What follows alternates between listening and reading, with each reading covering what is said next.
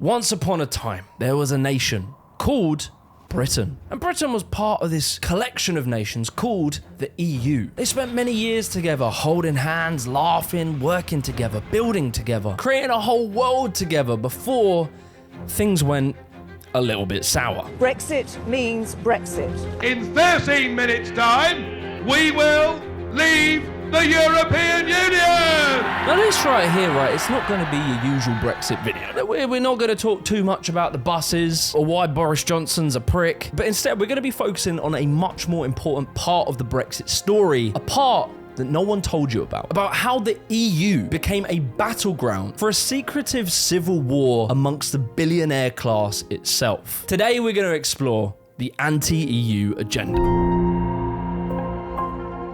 So first off, my friends, we have to talk about why does the EU exist? Where did it come from? We see after World War II, 6 nations called France, you've probably heard of it. We surrender! Italy, Germany, Belgium, the Netherlands, and Luxembourg. The bros got together and in 1951 they joined forces to create the European Steel and Coal Community. I know it's not the sexiest name, but the idea was pretty smart. If coal and steel, which were the raw materials to make bombs and tanks, if they were shared between all these nations, then maybe Europe might stop blowing itself up every few years. And it worked. Now, years would go past, they would go through a few different rebrands, but by 1993, they had now called themselves the European Union. Now they shared policies, they shared an entire citizenship, and they shared their own currency. However, right, it was all cool and everyone was having fun, but there was one member of the EU who always, just kind of kept the EU at arm's length. This European Union is the new communism. Good old bloody Britannia was never part of the original, the OG Euro squad. In fact, we were rejected from even being allowed to join in the beginning, but it would be by the 60s where, we were sat out in the garden enjoying a book and we could hear a party going on next door. The Europeans, right, it was popping off, right? They'd become a money printer. Economies booming, trade flowing, and yeah, there was less world wars than before. We decided to send a late night DM to the Europeans and we said, hey babes, you still awake? How about you let us in, So yeah, we tried to rejoin in the 60s and it would be the French under the leader Charles de Gaulle. They objected to us joining. The meeting of the Common Market Commission in Brussels is in the nature of a wake for Britain's hopes of joining the nations on the continent in a unified economic front.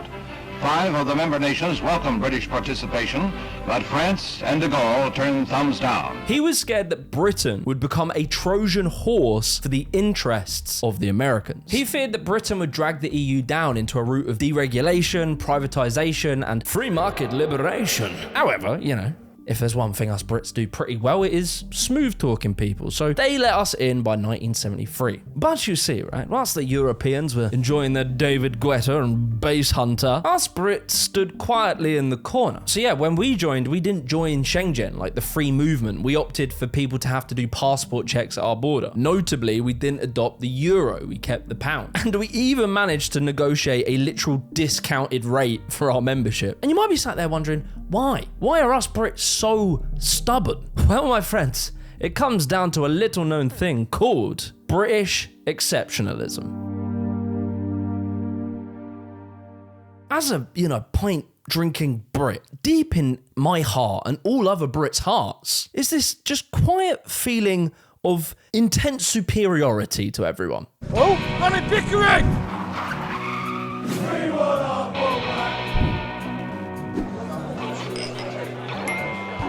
This is due to our long history of the British Empire controlling the world. But you see, after World War II, the British Empire died.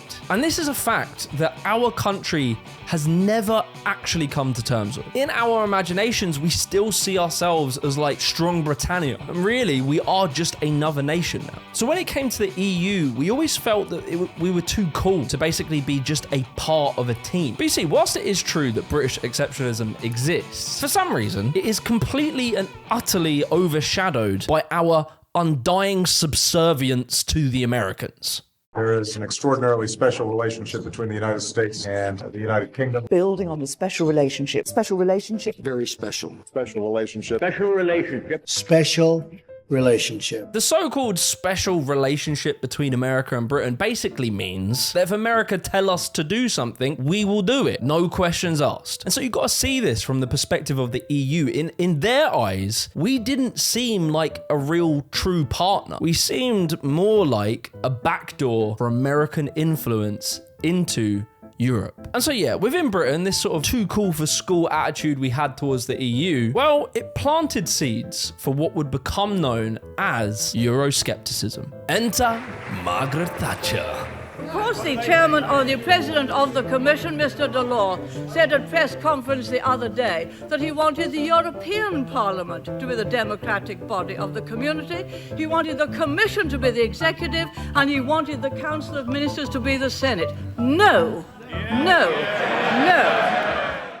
Before we go any further with this video, I always get DMs from you lot asking, how do I edit these kind of videos? And I'll be honest, I wish that when I started, I had today's video sponsor, InVideo AI. InVideo AI is your creative partner. He's your right-hand man. You can take your video ideas or a script and put it into the AI, and it will generate an entire video for you, either from generative AI or stock video footage, and it will do it in minutes. The reason this is so helpful is because when you make a video, you don't know until it's finished and exported if it's a good idea. It's just a concept in your head until it's done. And sometimes what's a good idea in your head doesn't actually translate into video that well. So InVideo AI allows you to type a prompt into the AI and literally see how your video might look before it comes time to even film it. And most importantly, will anyone ever explain what Brexit actually means? I use it to preview my scripts to see if the pacing of my writing is good on video. It helps me to see if there's bits that are a bit boring, maybe there's too much detail, too much unneeded information, and I can just cut that out of the script. So in other words, InVideo AI is putting you into the director's seat and will create for you a visual storyboard that will massively help you before you even think of picking up a camera. You can put an entire script into the AI, and as well, you can add in music and tweak the music with prompts. It really allows you to edit any part you want. You can even type in add my voice, and also it can even help you with the writing. If you want to change the tone or engage a certain type of audience, it can reword and cater your script to that audience. I'd really say InVideo AI is an amazing tool for anyone who wants to get into content creation, and it can really give you confidence in your video ideas before you invest a load of money into filming them. So check the links below. You can try out InVideo AI for free, and it's going to save you hundreds and hundreds of dollars on test shoots and editing and equipment, etc. Anyway, back to the video.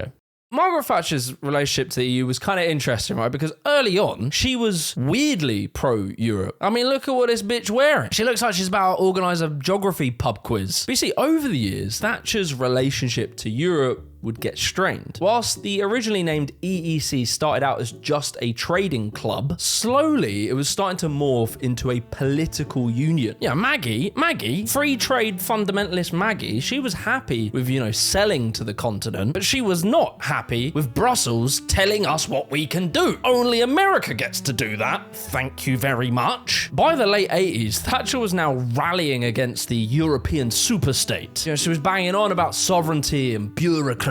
But working more closely together does not require power to be centralized in Brussels or decisions to be taken by an appointed bureaucracy. And as Thatcher's tone towards Europe hardened, so did the press. The Sun, the Mail, the Express. Somehow, through just, very creative storytelling, they had managed to take the boring bureaucracy of the EU and turn it into this evil villain. Fear-mongering that they were going to ban us from having bendy bananas. Also that they were going to ban our prawn cocktail crisps, and that there was so much regulation that even a simple cabbage required 26,000 words of regulation written about it. Most of these stories were bollocks. Some of them were half-truths, but it didn't matter about that. What mattered is that it sold newspapers and it stoked rage. It is the less informed and more popular tabloids who have been at the centre of many Euro myths. The European Commission keeps a list dating back to the 90s, and some of the misunderstandings drive them bananas. The Brussels elite became the stand-in for anything that made Middle Britain feel small and sidelined. It wasn't really about the bananas, it was about identity. How some faceless grey suit from somewhere foreign has the cheek to tell us how bendy our cucumbers can be. Everything that the technocrats in Brussels seem to touch falls short of what it's meant to achieve. But you see, behind the headlines and what was being told to the ordinary people of Britain, something else was really motivating this Euroscepticism. You see, what was really happening was a power battle. The bureaucracy of the EU was actually weakening the power of British oligarchs. The media mogul Rupert Murdoch once famously said, "When I go to Downing Street, they do what I say. When I go to Brussels, they take no notice." And so, unsurprisingly, from the 90s onwards, Rupert Murdoch's enormous media machine pumped out endless anti-EU propaganda to the masses. What started out as grumbling over red tape eventually evolved into a full-blown identity movement. This created a perfect storm, throw in a pinch of nostalgia for the British Empire, some late-stage Thatcherism and media manipulation, and suddenly, British Euroscepticism went mainstream. This banana is the stuff of war. This European Union is the new communism. Brexit! What do we want it now? It's not Britain no more, is it? But look, before we get too deep into the pint-wielding, flag-waving Weatherspoons nationalism, we need to talk about a different type of Eurosceptic. A type of Eurosceptic that we often don't hear about. Yeah, so my main reasons for voting to leave the European Union. First of all, I campaigned with my trade union to leave the European Union, which has always had a position that the European Union and previous iterations of it are a barrier to implementing policies in this country which are socialist in character. Yeah, people don't talk about this a lot, but there has been a long tradition of Euroscepticism from the left of the political spectrum. For the socialist left, it was also about sovereignty and taking back control, but for very different reasons. The reason being is they saw the EU as deeply neoliberal, upholding capitalism, pushing privatization, and expanding the wealth of billionaires. The European Union has been a primary source of anti-trade union legislation, anti-trade union rulings. It's been a source of neoliberal policy, and it makes austerity permanent, which is something we want to escape from.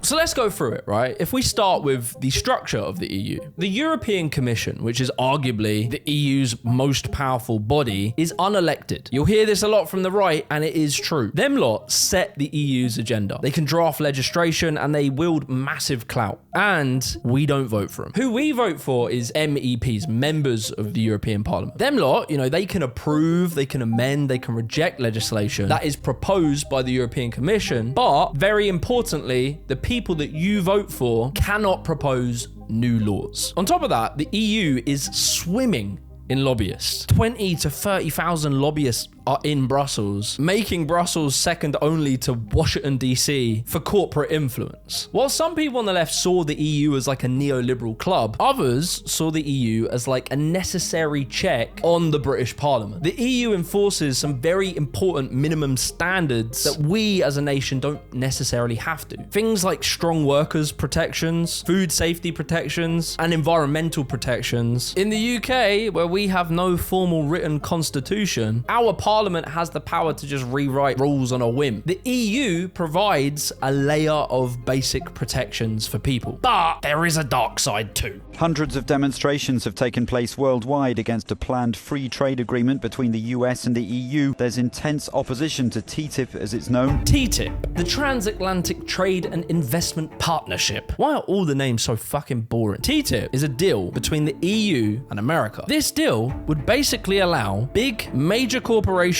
to sue individual governments if they passed laws that they deemed harmed their profits. If, Poland decided, hey guys, we don't really want you to put microplastics in our food, Shell could just turn around and say, fuck off, mate. We'll see you lot in court. Like, the deep irony to TTIP is that the French and the Germans, they were backing out of this deal. They didn't like it. However, who'da thunk it? Britain, we were the ones leading the charge on this deal. It's almost as if American influence had slipped into the EU via the back door of the UK. If only someone had warned us about that. But then if all that is not enough, there was one other situation. The future of Greece's government hanging on a vote of confidence later today. It's the latest complication in that country's debt crisis, which threatens to cause problems around the world. So after the financial crash, Europe had pursued a policy of austerity, cutting public spending and basically impoverishing lots of people. In January 2015, a party called Syriza won the Greek election on an anti-austerity platform. The people of Greece are taking in Syriza's momentous victory in the snap general election. Both Greek and European markets fell this morning, but voters were undeterred by warnings of negative consequences should they revolt against years of austerity measures. Later in 2015, just to absolutely make sure, guys, it is austerity we don't want, right? They had a referendum on it, with 61% of Greek people voting no to more austerity. Now, austerity in Greece was part of the deal for them to get money from the EU's IMF bank. And so the EU turned around, right? Whilst Greece was, being cute and doing their little thing, through a body called Troika, turned around and basically said, nah, mate. Looks like austerity. Back on the menu, boys.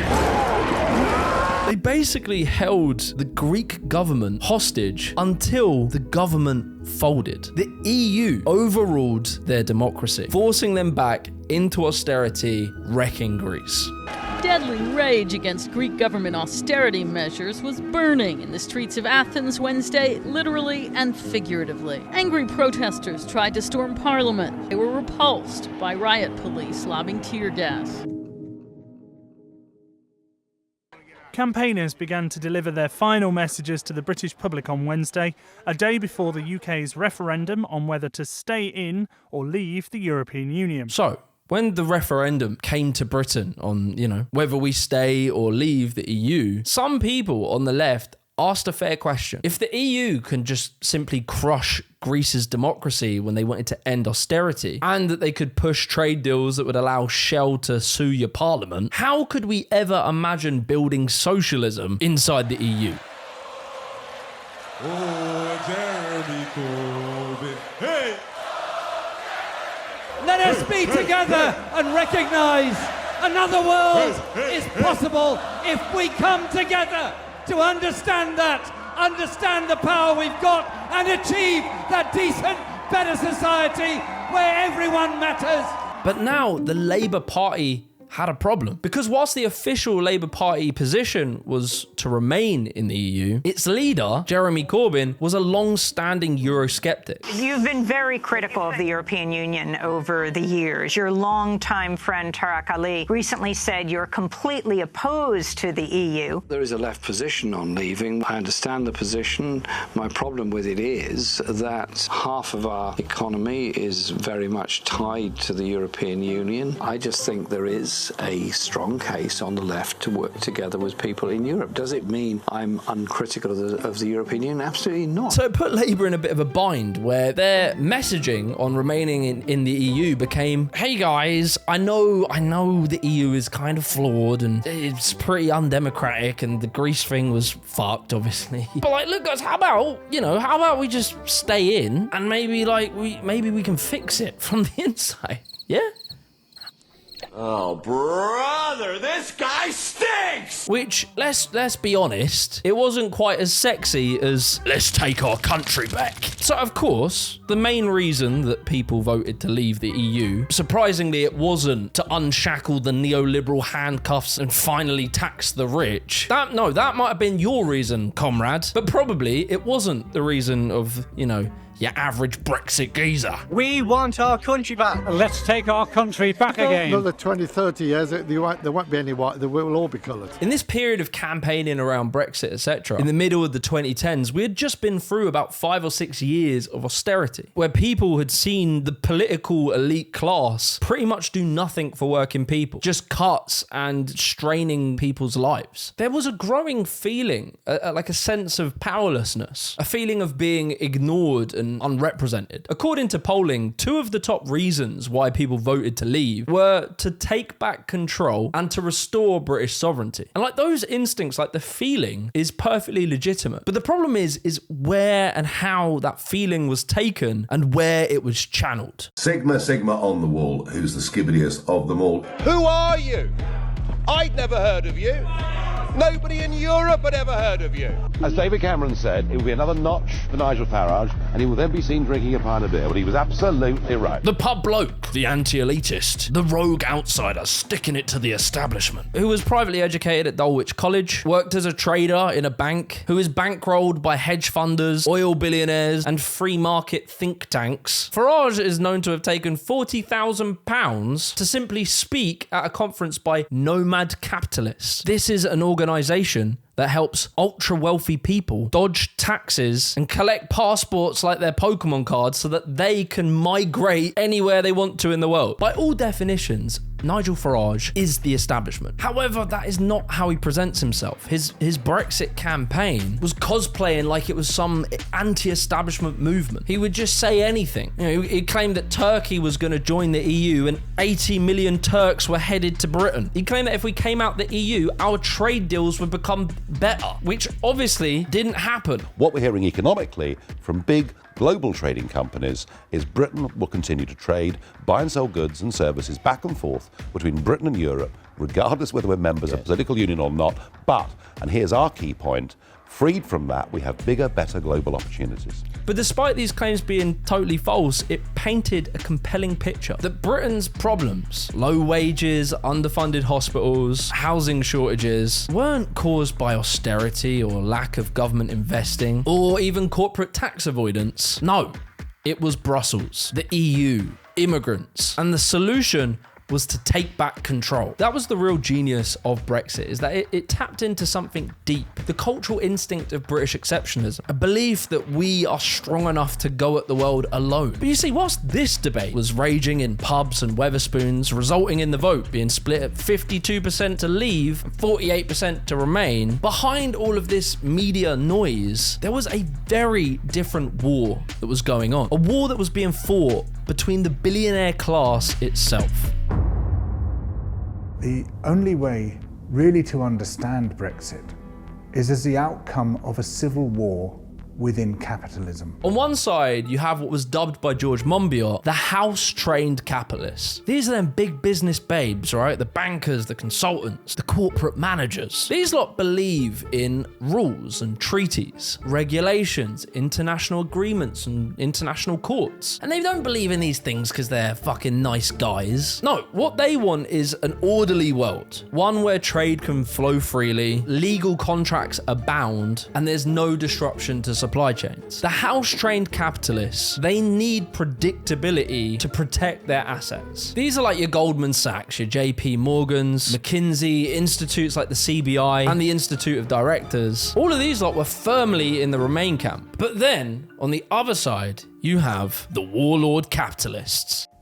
These are your dodgy dudes, right? These are like the hedge fund bros, oil magnates. To them, right, rules and regulations, they are super lame and super boring. Every regulation that the EU sets is just another way of stopping the bros having a little bit of fun. Workers' rights, data privacy, antitrust enforcement, environmental limits.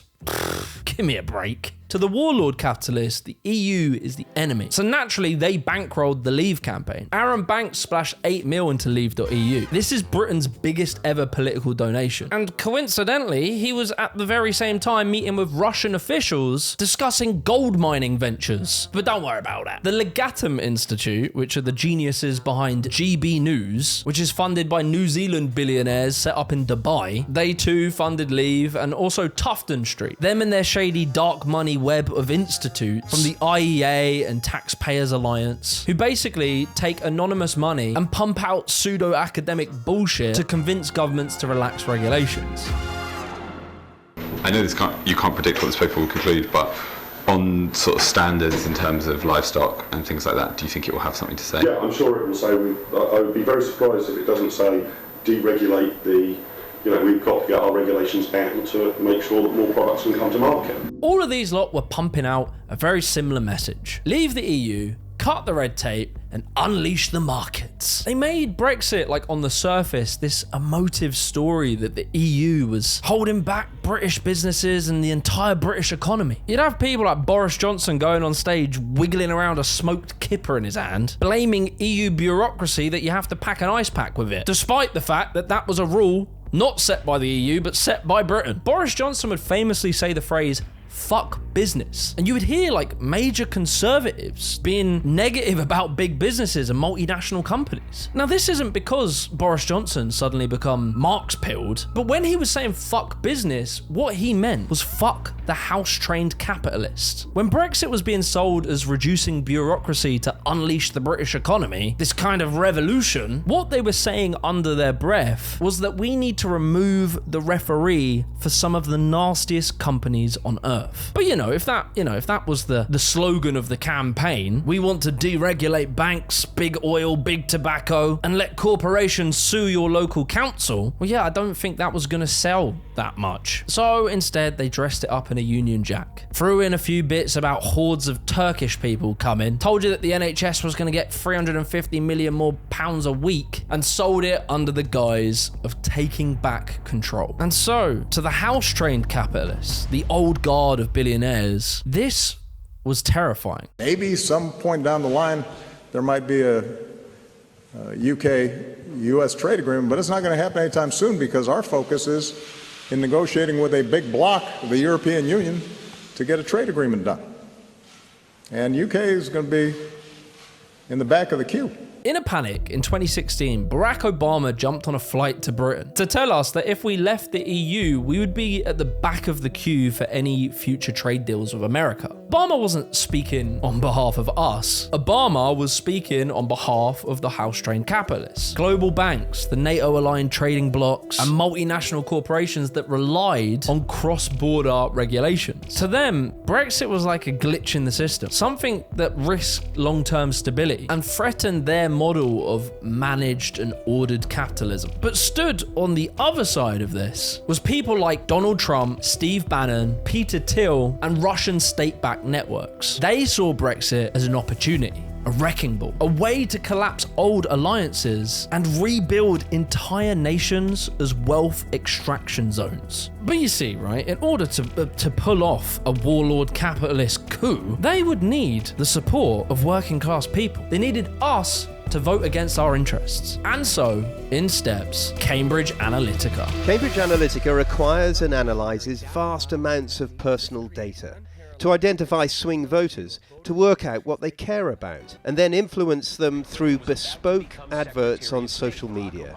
Cambridge Analytica was backed by the billionaire hedge funder Robert Mercer, and it was shaped by Steve Bannon's tear-it-down worldview. What they did was use illegally harvest Facebook data to build psychological voter profiles. It made profiles of individuals and learnt their behaviors online. It saw not only what they liked, but what they feared, what made them angry, what made them feel threatened. Up to 87 million people's data was exploited without consent and used to micro-target ads to specific people about immigration, crime, and national identity. So while Cambridge Analytica were bombing timelines, the Russian oligarchs also saw this as an opportunity, and they too were running their own psyop in the background. Researchers have found thousands of Kremlin-linked social media profiles who were pumping out Brexit content to just inflame divisions amongst the British people. This is like a classic Kremlin tactic, to look for and find the cracks in a society and hammer them wide open. Some of the posts came from bots, some were trolls. Some were fake Facebook profiles of Yannan sharing memes about how the EU is planning to ban Yorkshire puddings. Not my Yorkies. I fucking love a good Yorkie. Why Russia were doing this is because a broken Europe is great for the Russian warlord capitalist class. It empowers the Kremlin. If the EU is not united to defend against Russia, then Russia can kind of do whatever the fuck it wants. And so this clear and obvious manipulation of the Brexit vote led to a 2020 UK parliamentary report stating that the UK government actively avoided looking for evidence of Russian interference, which is political jargon for we found something and we'd rather not talk about it. The report reveals that no one in government knew if Russia interfered in or sought to influence the referendum because they did not want to know. The UK government have actively avoided looking for evidence that Russia interfered.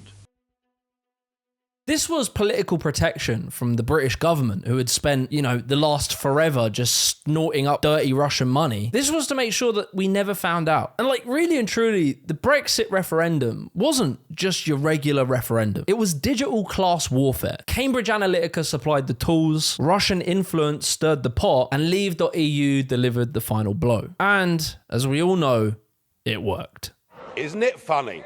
When I came here 17 years ago and I said that I wanted to lead a campaign to get Britain to leave the European Union, you all laughed at me. Well, I have to say, you're not laughing now, are you? So when Britain voted to leave, right, it triggered 4 years of just fucking mind-numbing chaos until the UK would officially leave the EU on January 31st, 2020, severing a 47-year relationship with our closest allies. And it was a bureaucratic mess. You see, during the negotiations, we were trying to work out, well, how does a future without the EU work? A small splinter faction of free market fundamentalists who have Ayn Rand posters in their bedroom, they swooped in and they were called the European Research Group. We got people like Liz Truss, Jacob Rees-Mogg, Suella Braverman, James Cleverly, Sajid David. They had hijacked the Brexit negotiations and started to campaign for what was being called a hard Brexit. This means a complete and utter cut from the EU with no agreement on trade, which was,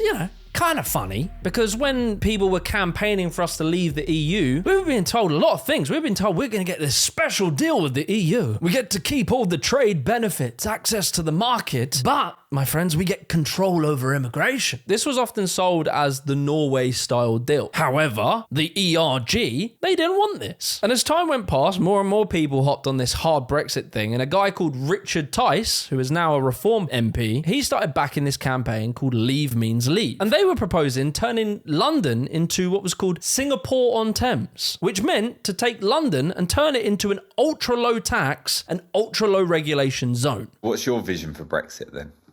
So having a low tax, low regulation, high growth economy. Just in my industry alone, which is real estate and construction, we've got all sorts of very time-consuming, very expensive EU rules on procurement. This is the sort of stuff that I want to change in the way this country is run and governed. This crew of political extremists, they were the puppets of the warlord capitalist class. And so in the end, we of course never got our Norway-style deal. We didn't stay in the single market or the customs union. We got a bare bones basic free trade agreement. And within a day of leaving, the pound sterling crashed by 10% and imports became way more expensive. The deep irony here is that despite Brexit being sold as reducing bureaucracy, all it did was drown businesses in a new type of bureaucracy. Think about it. Leaving the EU was never going to mean you don't trade with Europe. Everyone trades with Europe. It's the biggest trading bloc on earth. All it meant is now, if you want to trade into Europe, you have to fill out multiple customs forms, VAT declarations, border checks, rule of origin paperworks. Now, instead of just driving to and from France, your lorry sits and waits for days at Calais. And the irony is, a lot of these Brexiteers were trying to act like they cared about small businesses. But for small businesses in this country, as they grow and grow, the natural thing to grow into is to sell into the European market. Obviously, it makes sense. It's right there. We have a tunnel. It's so easy. But all this paperwork and this insane bureaucracy that has now occurred means that selling into Europe has just become too difficult for most people to do, because you have to fill out these forms at every single border across the 27 nations that make up the EU. So what actually ended up happening is tons of businesses that were once set up in Britain just moved their businesses, their headquarters, over to EU subsidiaries in order to get around all this bureaucracy.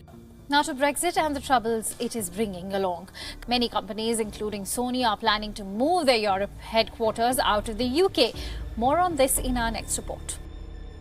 It really blows your mind, and it really just shows you how much political manipulation happened. We literally, think about it, we literally spent billions drilling through the Earth's crust to make a tunnel that makes trading with Europe seamless. And then we voluntarily decided to build a bureaucratic wall at the end of it in favor of chasing trade deals that are worth 0.1% of our GDP with nations like Australia that are 10,000 miles away. And so it is probably no surprise that since Brexit, business investment into the UK has stagnated, whilst at the same time, all of the EU grew. Post the economic recovery of COVID, Britain's economy now lags behind all of the G7. The UK economy is growing the slowest. The OBR has predicted that Brexit will cost the UK economy 4% of GDP. That's 100 billion a year, £1,750 per person. By us hoping to follow this sort of deregulation model in order to attract new businesses, but whilst not having a large enough market to warrant selling into, we have basically created a situation where we can take a specific example of like chemical companies. When you deregulate,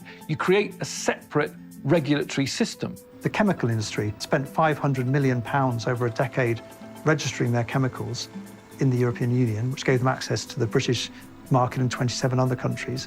They're now having to re-register all of those chemicals for a separate UK register at a cost now estimated by the government at £2 billion. So what we've essentially done is ask industry to spend billions of pounds duplicating a regime that already existed in the EU. And because we want to be sovereign, we want to be different, we're building our own. But that is just cost. And there is another irony. If you ask, I don't know, your uncle why he voted to leave, it's probably going to take him 3 sentences until he says, migrants. Immigration is one of the most cited reasons for people wanting to leave the EU. But since Brexit, immigration has not gone down. It has gone up. In 2023, net migration into the UK hit a record 906,000, the highest in British history. And you might be wondering, why is this? Well, with the EU free movement now over, the UK has had to pivot into bringing in more workers from outside the EU to plug the many labour shortages that we have in healthcare, care work, logistics, construction, food production. Labour shortages that in large part are due to a lack of EU migrants into the UK. Like, without making this an immigration debate, whatever your view of immigration is, there is a simple, unavoidable truth. Just the facts of the matter is that the way our economy is structured, if we stopped immigration overnight without serious investment into wages and training, the UK would collapse. The UK has massive skill shortages in a wide range of industries. And because as a nation we've become allergic to investing money into our country, we haven't built up a domestic workforce. We didn't raise wages to make them align with UK cost of living, and we haven't funded big training programs. What we did instead was just cut off the supply of EU migrants and then just fucking crossed our fingers and hoped. And just like a little cherry on top of the cake, this whole small boats crossing thing, Brexit arguably created this problem. A study by Durham University has found Boris Johnson's Brexit deal, the deal also championed by Prime Minister Rishi Sunak, is the primary factor in the crisis of small boat crossings in the English Channel.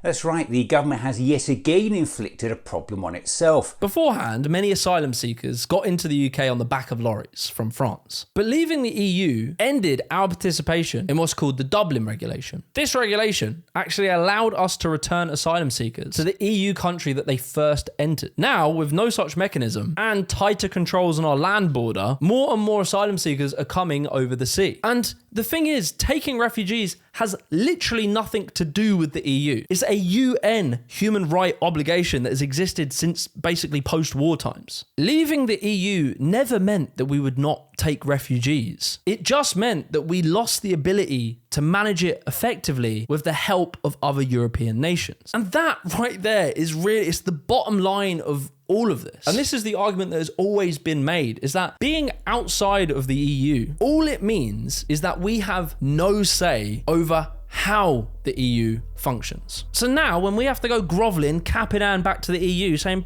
please trade with us, we have such little power in that negotiation. Whatever conditions that they choose to give to us, we just have to accept it if we want to work with them. We gain no sovereignty. All we did was lose power and influence voluntarily. So you might be wondering, where are all the Brexiteers now? They got what they want, they can see the country's fucked, and now they've just decided to stop talking about it altogether. They've all moved on. Now they've got bigger things to deal with, like net zero and trans people. So instead, we, the people, are just left to deal with the consequences. The consequences of a stupid war between billionaires. And the economic damage to Britain has been insane. Growth has flatlined and investment has dropped. And Nigel Farage himself even admitted that Brexit has failed. Economically, the the UK would have been better staying in, wouldn't it? I don't think that for a moment. But what I do think... Based on all that? But what I do think is we haven't actually benefited from Brexit economically when we could have done. I mean, what Brexit's proved, I'm afraid, is that our politicians are about as useless as the commissioners in Brussels were. Although, obviously, in true Nigel Farage fashion, he blamed that it failed because it wasn't Brexit-y enough. We should have had absolutely no deal. Just crash it all down, let it all burn. Of course, a no-deal Brexit would have instantly triggered massive tariffs against us. That has to be the case. It's under World Trade Organization rules. And that would have slammed British businesses who export into Europe with massive taxes overnight. And it's left us in this really weird bind because Labour under Keir Starmer are terrified of rejoining the EU because they see it that when Labour were trying to do a second referendum, it just killed their party. Keir Starmer just wants to keep Brexit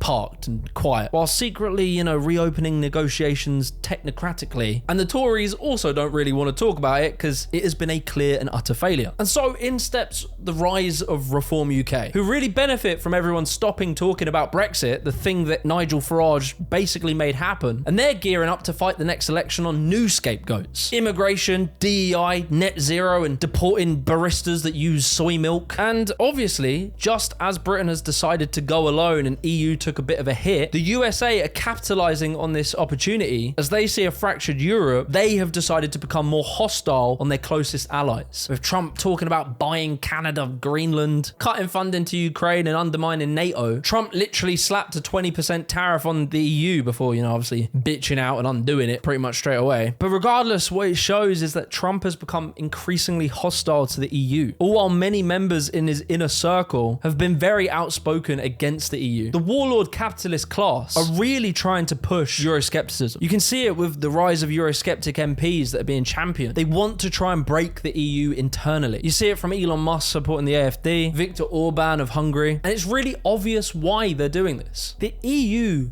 is the last barrier in the way of these power-hungry warlord capitalists. I mean, do you see a kind of, I suppose it's a paradox really, which is many people saw it as a rejection of a way things had been done. Yes. Big business. Your campaign actually did campaign explicitly against big business. And perhaps a feeling by the public, these people have been getting away with murder. I mean, basically, they don't seem to pay any tax. They sort of run around the world doing what they want. The irony that post-Brexit, we would become a tax haven for big companies, is that what the public had intended when they made that vote? It's a very good point, but I think there's a distinction to be made. There's a sort of corporatist Davos man approach, rigging the rules of the market in favour of incumbents and the already wealthy. And there's a slightly different approach. In fact, I would argue a radically different approach, which is we're in favour of free markets, not big business. We're in favour of competition and insurgents, you're talking about cutting the taxes of internationally mobile companies. They've got to be internationally mobile in order to induce them to come here to pay the reduced tax rates.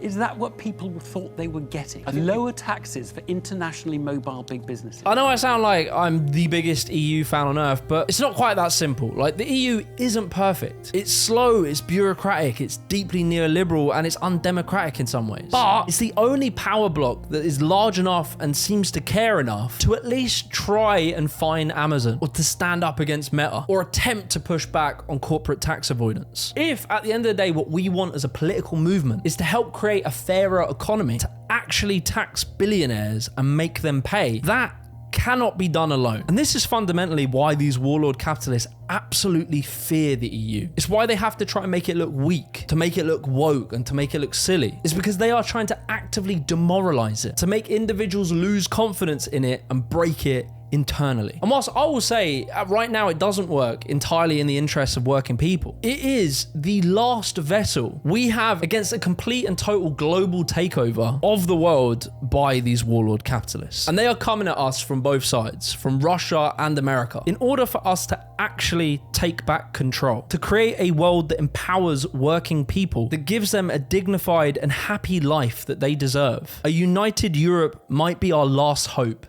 to fight for it. If you want to help support what we're doing here on this channel, be sure to check out my Patreon. I'll link that below. Your support really means the world. Helps me build out this team, pay people well. I'll catch you in the next one. Peace.